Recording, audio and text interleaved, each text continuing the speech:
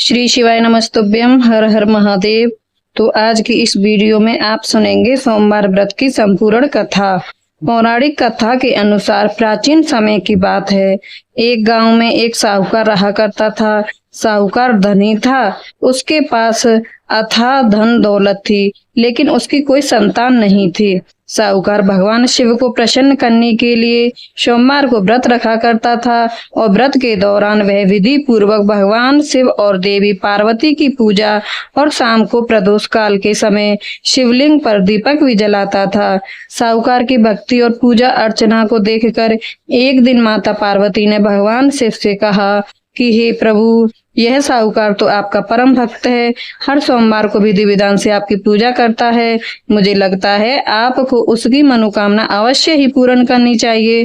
तब भगवान शिव ने देवी पार्वती की बात सुनकर कहा कि हे गौरी, यह संसार एक कर्म क्षेत्र है।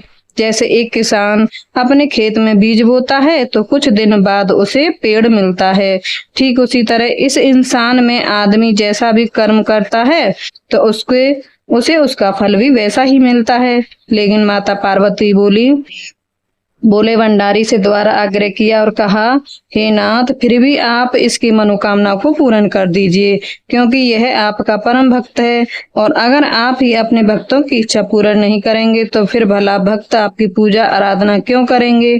माता पार्वती के इतना आग्रह करने पर भगवान शिव ने कहा, देवी, यह धनवान साहूकार है और इसका कोई भी पुत्र नहीं है, इसीलिए यह सदैव चिंतित रहता है। हालांकि इसके भाग्य में किसी संतान का योग नहीं है, परंतु आपके विग्रह करने पर मैं इसे पुत्र प्राप्ति का वरदान देता हूँ, लेकिन इसका पुत्र केवल 12 साल तक ही जीवित रहेगा। मैं इससे ज्यादा कुछ नहीं कर सकता हूँ।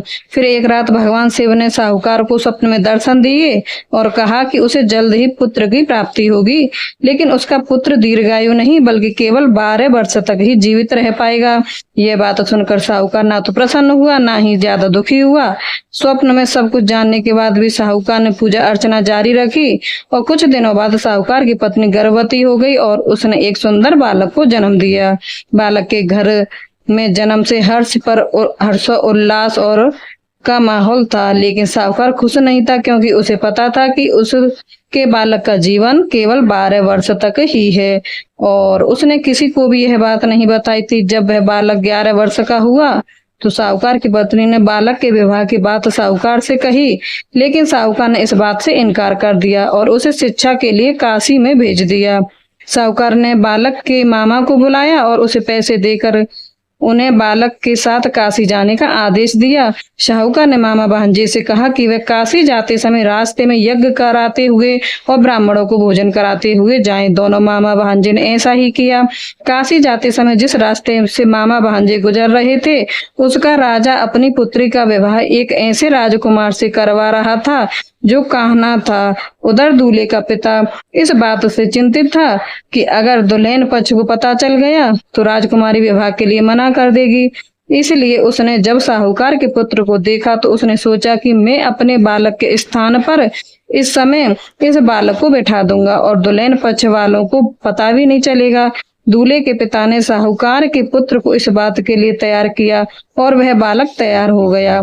इस तरह उस बालक ने दूल्हे के कपड़े पहन लिए और घोड़ी पर चढ़कर तोरण की रस्म को पूरा किया। तोरण के बाद जब फेरों की बात आई तो दूल्हे के पिता ने फिर साहूकार के पुत्र से अनुरोध किया। वह दुल्हन के साथ फेरे भी ले लिए ताकि विवाह संपन्न हो सके और यह बात छुपी रहे। मामा राजी हो गए और विवाह समारोह भी संपन्न हो गया। विवाह संपन्न होने के बाद मामा भांजा काशी के लिए प्रस्थान कर गए, परंतु साहूकार के पुत्र ने दुल्हन के कपड़ों पर लिख दिया कि तुम्हारा विवाह तो मुझसे हुआ है, लेकिन तुम जिसके साथ विदा किए जाओगी वह एक आंख वाला आदमी है और मैं काशी शिक्षा ग्रहण करने के लिए जा रहा हूँ। जब राजकुमारी ने यह बात पढ़ी तो उसने राजकुमार के साथ जाने से इनकार कर दिया और अपने पिता से कहा कि यह मेरा पति नहीं है, मेरे पति शिक्षा ग्रहण करने काशी गए हुए हैं। जब सब जगह यह बात फैल गई तो मजबूरी में दूल्हे के पिता ने सारी बात सच बता दी और दुल्हन के पिता ने फिर बेटी को भेजने से इनकार कर दिया। इधर मामा भांजे दोनों काशी पहुंच गए और बालक शिक्षा ग्रहण करने लगा। तब मामा ने यज्ञ करना शुरू कर दिया।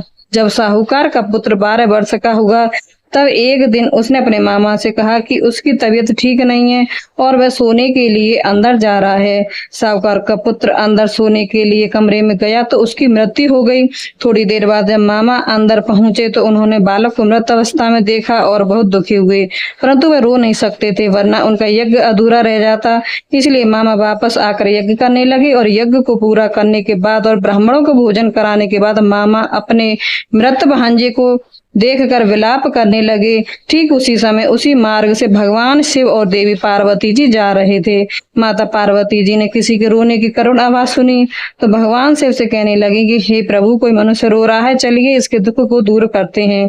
तब भगवान शिव और देवी पार्वती मामा के पास गए और उन्होंने जब मृत बालक को देखा तो हैरान हो गए, क्योंकि वह भगवान शिव के आशीर्वाद से जन्मा हुआ साहूकार का पुत्र था। माता पार्वती ने कहा, हे नाथ, यह तो साहूकार का पुत्र है जिसे आपने केवल 12 वर्ष की आयु पूरी होने का वरदान दिया था, इसलिए आज 12 वर्ष की आयु पूरी होने पर वह मृत्यु लोक चला गया। देवी पार्वती ने मृत बालक को देखा तो उन्हें दया आ गई और भगवान शिव से हाथ जोड़कर कहने लगी, हे प्रभु, आप बस एक बार इस बालक को जीवन दान दे दीजिए, वरना इसके माता पिता जीते जी मर जाएंगे। माता पार्वती के कई बार आग्रह करने पर भगवान शिव ने उनकी बात मान ली और उस बालक को जीवन दान दे दिया। साहूकार का पुत्र जीवित हो गया और मामा भांजे अपने घर की ओर प्रस्थान कर गए। रास्ते में साहूकार का पुत्र उसी शहर से गुजरा जहां उसका विवाह हुआ था। दुल्हन के पिता ने बालक को पहचान लिया और मामा भांजे को लेकर महल में आ गए। फिर दुल्हन के पिता ने एक समारोह किया और अपनी पुत्री को धूमधाम से साहूकार के पुत्र के साथ भेज दिया। उधर जब साहूकार का बालक अपनी पत्नी के साथ घर पहुंचा तो उसके माता पिता अंदर कमरे में बंद होकर बैठे हुए थे। वे सोच रहे थे अगर उनका पुत्र सही सलामत वापस नहीं लौटा तो वे भूख प्यास से अपनी जान दे देंगे। तभी बालक के मामा ने कमरे के बाहर आकर उन्हें बताया कि उनका पुत्र जीवित है और विवाह करके वापस आ गया है। साहूकार ने बालक को जीवित देखा तो उसकी खुशी का कोई ठिकाना ना रहा। उन्होंने उनका खुशी से स्वागत किया और साहूकार का परिवार इस प्रकार खुशी खुशी जीवन बिताने लगा।